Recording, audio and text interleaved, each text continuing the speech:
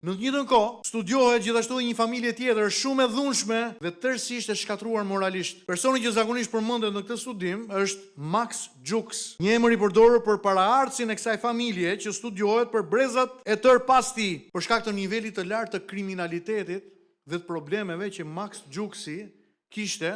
E dini se çfarë ndodh? Studiohet dhe studimi i vendosur nga sociologu amerikan Richard Dugdale në vitin 1877, tek libri që quhet The Jukes, A Study in Crime, Dugdale, autori i librit, ndoqi historinë e kësaj familje, familjes së Max Jukesit, dhe zbuloi që 1000 nga 1200 pasardhës të Max Jukesit, ai raporton në librin studimin e vet që pjesa më e madhe ishin kriminal, të burgosur, prostituta, njerëz në varfëri ekstreme, persona të varur nga alkooli, nga bigjozi dhe nga varësi të ndryshme. Tani, studimi argumenton se mjedisi familjar, mungesa e Biblës në familje, mungesa e kulturës morale, kishin një ndikim të jashtëzakonshëm për paraqitjen e këtyre rezultateve krejt ndryshme. Imagjino, 1200 pasardhës pastorit, pjesa më e madhe profesor, pastor, mjek, politikan, sociolog, 1200 pasardhës të këtij që kishin qenë kriminal, pjesa më e madhe e tyre, vrasës, kriminal, burgaxhi,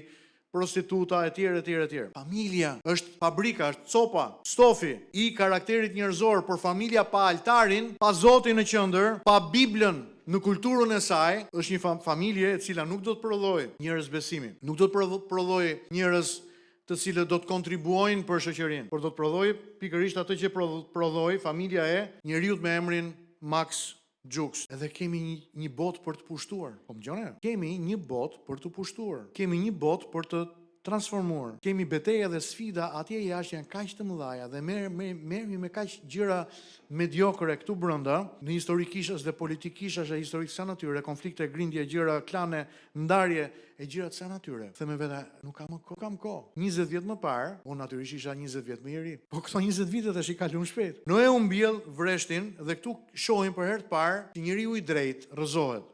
Njeriu i drejtë bie në mëkat. Ktu kemi një të vërtetë që na shqetëson ndërsa lexojmë Biblën, por Bibla nuk e fsheh që edhe njerëzit më të drejtë, edhe njerëzit më të perëndishëm mund të bien, mund të rrëzohen. Tani kujdes, kjo nuk është për të dhënë licencë për mëkatin, me idenë që kur ra Noeu, secili mund bie, por kjo është një mundësi që nëse ke i rrëzuar të ngrihesh, ti thuash vetes edhe në momentet më të vështira Zoti dëshiron të më ngrë. Por le të bëjmë një analizë shumë të shkurtër të asaj që ndodh në jetën e Noeu dhe më pas në jetën e bijve të tij si rrjedhoi e asaj që ata pan tek ati i tyre, nga bekimi në abuzim, nga puna në tepric, nga kontrolli në humbje të kontrollit. Shumë rrëzime të njerëzve të Zotit nuk fillojnë me gjëra të këqija. Po ndiqni, të mbjellësh një vresht nuk ka asnjë gjë të keqe. Të bësh verë nuk ka asnjë gjë të keqe, por me gjëra të mira të cilat dalin jashtë kufive, jashtë kufirit. Ne humbim sensin logjik të masës. Pra, Noeu nuk rrëzohet gjatë përmbytjes.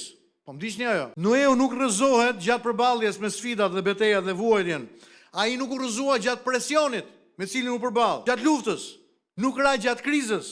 Ai ra pas suksesit. Shumë njerëz që ndrojnë fort në betejë, por fatkeqësisht rrëzohen në paqe.